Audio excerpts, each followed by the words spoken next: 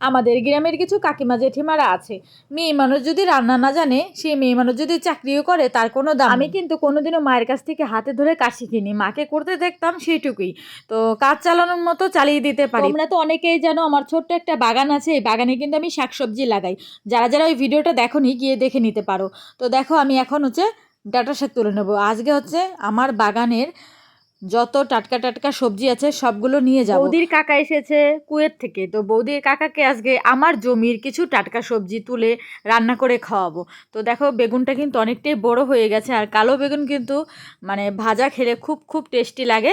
তো তারপরেও যদি হয় নিজের বাগানের বেগুন, তো এখানে দেখো বড় একটা বেগুন হয়েছিল, দেখতেই পাইনি, পরে দেখলাম, তো বেগুনটা নিয়ে নিলাম। আর এখানে দেখো 3টে বেগুন নিয়ে নিয়েছি, তো আমরা যেহেতু 3জন মানুষ কাকাকে দিয়ে, তো সেই জন্য 3টে বেগুন নিলাম।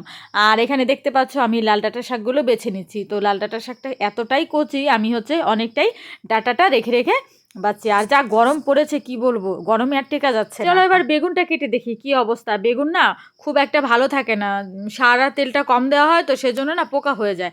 তো আমি ভেবেছিলাম বেগুনটা খুবই ভালো, কিন্তু দেখো পোকা হয়ে গেছে। দেখো ভিডিওতে না আমি এসব কথা কখনোই বলতে চাইনি, কারণ আমার যেই কাকিমা জেঠিমাদের কথাগুলো প্রথমেই বললাম, তারা আমার ভিডিও দেখে, সেই জন্য ভাবি মাঝে মাঝে বলবো, আবার মাঝে মাঝে ভাবি বলবো না।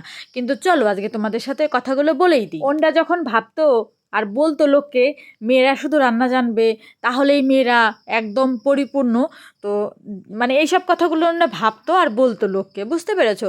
কিন্তু এখন দেখা যাচ্ছে তাদের বাড়ির মেয়েরা কিন্তু কোনো কাজই করতে পারে না, তাহলে এখন তাদেরকে কি বলবে? মানে এটাই আমি ভাবি, তাদেরকে তো আমি বলতে পারি না, তাই জন্য ভিডিওতে বলে দিলাম, আশা করি তারা বুঝতে পারবে।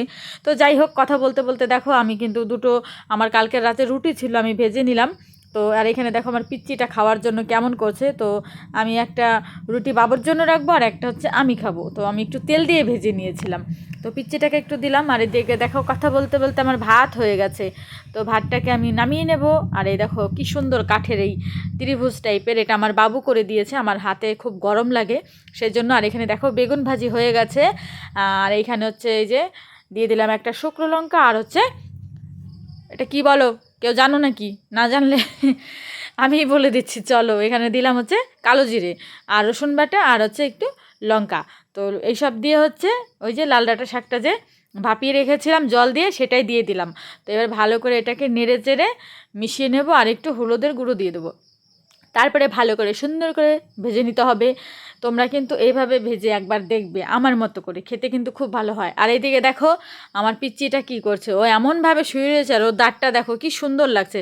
তো আমি ভাবলাম চলো পিচ্চিটার একটু ভিডিও করে নিই, কারণ ও কীভাবে রয়েছে দেখো, আমার এত ভালো লেগেছে ওকে দেখে। আর এদিকে দেখো আমি মাংস রান্না করব, তার জন্য আগে থেকে সব কিছু রেডি করে মানে রেখে দিয়েছিলাম। আর এই যে গোটা গোটা রসুন দিয়েছি, এই রসুনগুলো কিন্তু মামাবাড়ির থেকে আমাকে দিয়েছে আর কি, মানে আমাদের। তো এখানে মাংসটা করে নেব। মাংসের রেসিপি আর সেইভাবে দেখালাম না, কারণ মাংসটা সবাই করতে পারে মোটামুটি। তো এই দেখো কি সুন্দর কষানো হয়ে যাচ্ছে। তো মাংসটা কিন্তু আমি একটু অন্যরকম করি, আমি একটু ঝাল ঝাল করি মাংসটা, কারণ আমার ঝাল মাংস ছাড়া খেতে ইচ্ছে করে না। দেখো আমার মাংসটা হয়ে গেছে, আর এখানে একটু দিয়ে দিলাম গরম মশলার গুঁড়ো। তো এটা কিন্তু আমি বাড়িতে করেছি। তো এবার ভালো করে নেড়েচেড়ে একটু মিশিয়ে নেব। আর কালারটা কিন্তু খুবই ভালো এসেছে, কিন্তু ফোনের মধ্যে না অত ভালো বোঝা যায় না। এই দেখো আমার ফাইনাল লুক মাংসের। তো বলো তোমরা কমেন্ট করে কেমন হয়েছে। আর একটা জিনিস আমি আজকে করেছি, দেখো এটা খারকোল পাতা, রসুন আর কালো জিরে আর কাঁচা লঙ্কা দিয়ে বাটলাম। এটা গ্রামে বেশিরভাগ হয়, আমাদের বাড়িতে আছে, তো ভাবলাম চলো আজকে খারকোল পাতা বাটা করি। এটা কিন্তু খেতে খুব ভালো হয়। আর এই যে দেখো এখানে আমার 2 পিচ্চির দল বসে রয়েছে, মা আর মেয়ে।